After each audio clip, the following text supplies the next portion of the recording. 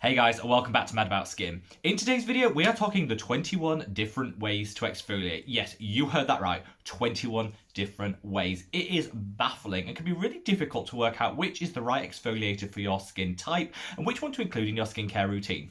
Do not panic, I've got you covered. And what we're going to be doing is breaking down each type of exfoliation and matching it to a skin type, helping you to work out which is the right one for you. Ultimately, we're going to be working out which is the best form of exfoliation, and I'm going to be sharing with you the hints, tips and hacks to get the most out of whatever product you choose. So if you want to learn a little bit more about exfoliation, keep on watching. I'm going to jump straight on in because I've got a lot to cover, and let's talk physical exfoliators, also known as scrubs, sometimes called polishes, and I think almost like the dirty word in exfoliation. These are the ones that most skincare influencers go every time you mention a scrub or a polish. They really have got a bad reputation. How they work is they act as slightly abrasive on the skin, so they almost scratch that layer of dead skin cells off our face. It seems quite harsh, and some of them really can be. The old traditional favourite, the apricot scrub by St. Ives, got a really bad reputation when a class action lawsuit was filed against them to say that that product actually created tears, microabrasions in the skin, which led to hyperpigmentation, scarring, all the bad things that you didn't want. Ultimately, that lawsuit actually failed because there was no proof it was doing that, but they are understood to be the more aggressive form of exfoliation. However, I'm not going to totally write them off like some people would. I think there's definitely a space for them in your skincare routine. On the body, scrubs and polishes can be great. The skin on our body is much more robust and can tolerate a little bit of extra pressure when it comes to exfoliating scrubs, and I think they can work really well. If you've got chicken skin, KP, texture, even if you've got things like cellulite, using that element of scrub and massage can really help to treat some of these things and lessen the obvious signs of them. So on the body, I'm a big fan of scrubs and I think there's a place for them. My favourite is the Frank Body Caffeine Scrub. I've mentioned this on the channel before. I love this because it's got that caffeine hit which will help circulation and it gives a very gentle scrub. I love it. If you are going to insist on scrubbing the face and using a scrub on the face, I would reach for the Paula's Choice Unscrub. This is probably the only one that I would recommend because it is so gentle. The jojoba beads form the scrub element and they dissolve on contact with the skin. So it's really hard to be overly abrasive with this product and risk any damage. And those jojoba beads, when they melt, just leave behind this gorgeous level of hydration and nourishment. So that would be the one I'd recommend for the face. But I think really scrubs aren't that suitable for most skin types, and I keep them to the body where they can add such a great benefit. Now I'm going to move on to tools, appliances and other exfoliating aids, shall we call it. Now they range from the old Clarisonic brush. Do you remember that old brush that you used to put on there and it literally would polish off the skin with this brush action? People went mad for them. I think it suffers with the same problem that the physical scrubs do, in that we use it too hard, we use it too frequently, we push down too much on it, apply too much pressure, and you can risk damage and oversensitizing the skin.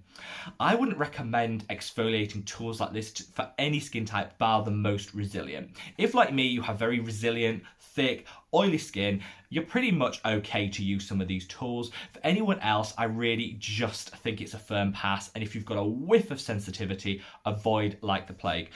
I've been using this one, which is like an ultrasonic plus manual exfoliator in one. I'm going to be covering this in a separate video where I talk about my favourite exfoliating and cleansing tools. It works okay, but I do think, again, they're quite pricey and you do risk pressing a little bit hard and maybe getting a little bit of sensitivity from them. So if you do, my top tip, if you want to use something that is going to be a little bit more on the physical side and you feel like you're doing it yourself, I would reach for something like this. This is a cotton washcloth. You can also get muslin cloths. These are really great because they add a very light amount of abrasion to the skin. They don't cost much. This is the one by Face Theory, and you can see all the dust flying, so I apologise for that. This is the one from Face Theory, and I think they're like $4.99 for two. Super affordable, but you can get even cheaper at drugstore ones. Make sure they're cotton, and if you remove your cleanser with this, just wet it with some lukewarm water, remove your cleanser with a cloth like this or a muslin cloth for that extra abrasion, and it will just give that light exfoliation to the skin, remove that product even better than with hands and warm water alone. And I honestly think it's such a great addition to your skincare routine. Adds an element of luxury. It feels like hotel, boutique. It feels like you're going that extra step. It can also increase the efficacy of your cleanse and give a light exfoliation at the same time. Win, win, win. Ding, ding, ding. I love a good washcloth. Now, before we segue seamlessly into acids, which is where it can get very confusing, I want to touch on enzyme exfoliators. So a lot of people call out enzyme exfoliators as a bit like next generation, the new technology when it comes to exfoliation. And we all love a good new trend. We all like a hot topic, a viral sensation. Enzyme exfoliators work differently. Think of them as like little Pac-Men that go along and they eat away at the bonds which are holding, like cementing the dead skin cells onto the fresh, gorgeous skin beneath.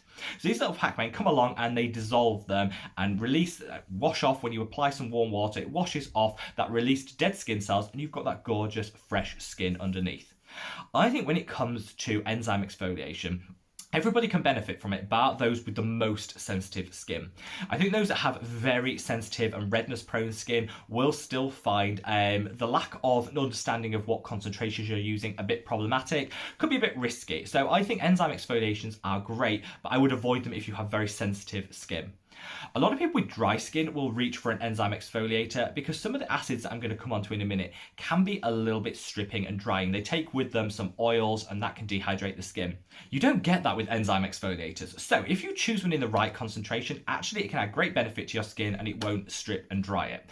So I would really look for an enzyme exfoliator if you have struggled to incorporate acids into your routine because you find them drying. Enzyme exfoliators can be a good option.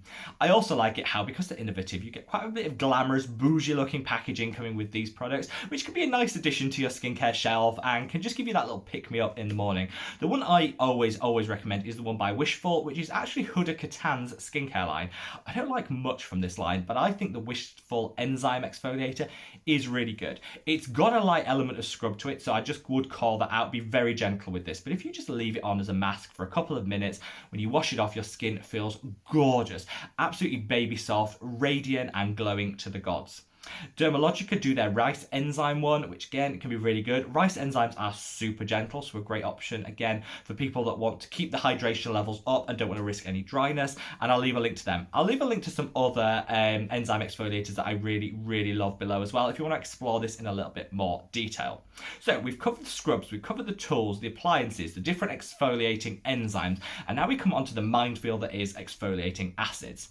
These are my favourite form of exfoliator because I think there's one for every skin type. They come in different forms, and this is where like almost the 21 different types of exfoliation proliferate, because you can get them in cleansers, you can get them in leave-on masks, serums, toners, so many different choices. But there is one out there for you. When it comes to choosing the right acid, I'm going to leave a link to a video I did up there that breaks down each exfoliating acid by skin type, and I'll help you to choose the right one. In this video, to keep it short and sweet, I'm going to focus on the different application methods, and let's start with cleansers. So cleansers with exfoliating acids are great if you're looking for a super gentle cleanse. That's because they're only in contact with the skin for say 60 seconds at most, and so the amount of exfoliation you're going to get is kept to a minimum. The interaction that acid has with the skin is minimized, and so you're less likely to get sensitivity, redness and irritation. A lot of people reach for this. This is the Inclus salicylic acid cleanser. Salicylic acid is great in a cleanser because it'll help to unclog the pores, do a little bit of a superficial exfoliation, but really get to work on those blackheads that might be clogging and congesting the skin.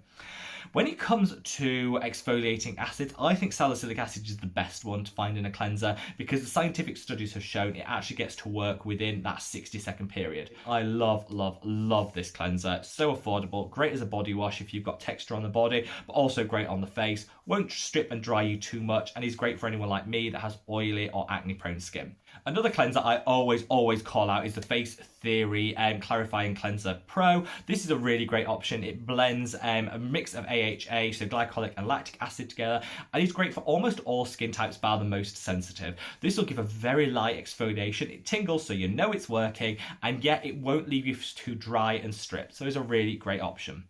If you don't want to reach for a cleanser, you can always go for the next step and include it in a toner. So these have become super popular and the strengths differ. So when it comes to your toners, make sure that you're matching the strength with your skin type. So lower strengths, lower concentrations obviously benefit people with sensitive skin and with redness prone skin. If you have more resilient skin and areas that you really want to double down on and tackle quite quickly, then the higher strengths will be your friend. I've called this one out previously. This is the Face Theory Glycolac Sal solution, called because it's got glycolic acid, lactic acid, and salicylic acid in. I mentioned it more in a video I did on Face Theory, which I'll leave a link to it there. Check that out because they're a gorgeous, gorgeous brand. This is a great way of getting an exfoliation into your routine that doesn't feel like it takes too long. You know, you literally just apply it to the skin and then you can carry on with the rest of your skincare routine. Other toners, the Pixie Glow Tonic, I like. I've kind of moved to other products rather than just focusing on that, but that is a cult favorite and has a really high concentration of glycolic acid for people that really want to tackle that dullness and that lifelessness in the skin. You can also reach for some other things such as the Inculist BHA toner, which is a salicylic acid based one. There's so many out there, and I'll leave again a link to some of my favorites below. Most cleansers and toners are suitable for daily use. However, again, I'd always say with these things, if you're new to exfoliation, start gradually and work your way up. So don't just jump in and use it every single day and hope that you're not going to get any sensitivity, because you probably will. With all of these products, I'd recommend that you start gradually incorporating them into your skincare routine slowly. A couple of times a week, then increase it to 3 times until you're using it every day. Those products tend to be designed for that daily use. Now we're going to come on to serums, and this is where it can get a little bit confusing. I really think using the frequency of which you use them matters dependent on your skin type. So a couple that I like to call out, and I love a good serum exfoliator, it's a leave-on treatment so you get maximum efficacy and benefit from the product because it's in contact with your skin the longest. I would recommend everybody start with this. This is the ordinary lactic acid. This is the 10%. I'd actually start with the 5%, which is the lower strength one. Lactic acid is fantastic because not only does it exfoliate and give a really gorgeous glow enhancing exfoliation, it also hydrates. It's a humectant, so it'll also hydrate the skin and add hydration rather than strip it out, which some other acids can do. So this is great if you have dry skin. If you have sensitive skin, the 5% one will be superb for you. And if you're like me and you've got oily, acne prone skin, again, still works really well because it'll help maintain, exfoliate to keep the clogging of the pores down, but also won't strip and dry like some of the other products can. This one I love as well. This is the Stratia Hyper Gentle Resurfacing Treatment. This one's mandelic acid, which is the most gentle of all the exfoliating acids because it's got a huge molecule size. I covered that in the video I linked earlier, so check that out if you want more information.